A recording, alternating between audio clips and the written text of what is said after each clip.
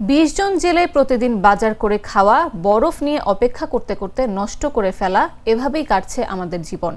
এভাবে নিজেদের বর্তমান অবস্থা ব্যাখ্যা করলেন নোয়াখালীর হাতিয়া থেকে সমুদ্রে মাছ শিকারে গিয়ে পটুয়াখালীর মহিপুর বন্দরে আশ্রয় নেয়া এফবি মা বাবার দোয়া ট্রলারের মাঝি তৈয়ব মাঝি।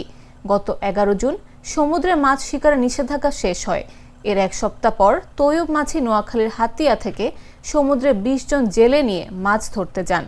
সমুদ্রে ৪ দিন জাল ফেলে কিছু মাছ পেলেও বৈরী আবহাওয়া টিকতে না পেরে কাছাকাছি বন্দর আলিপুর ঘাটে আশ্রয় নেন ট্রলার সহ। আলিপুর, মহিপুর ও কুয়াকাটার মাছ বাজারগুলো ঘুরে দেখা যায় আবহাওয়া খারাপ হওয়ায় অনেকেই ফিরছে, তবে কেউ মাছ নিয়ে, কেউ খালি হাতে। কিন্তু ইলিশের দাম ক্রেতার নাগালের বাইরে এখনও।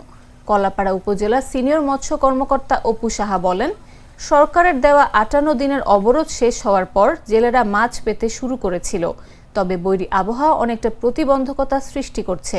আমরা আশা করি আবহাওয়ার বৈরিতা কাটিয়ে উঠলে পর্যাপ্ত মাছের দেখা মিলবে।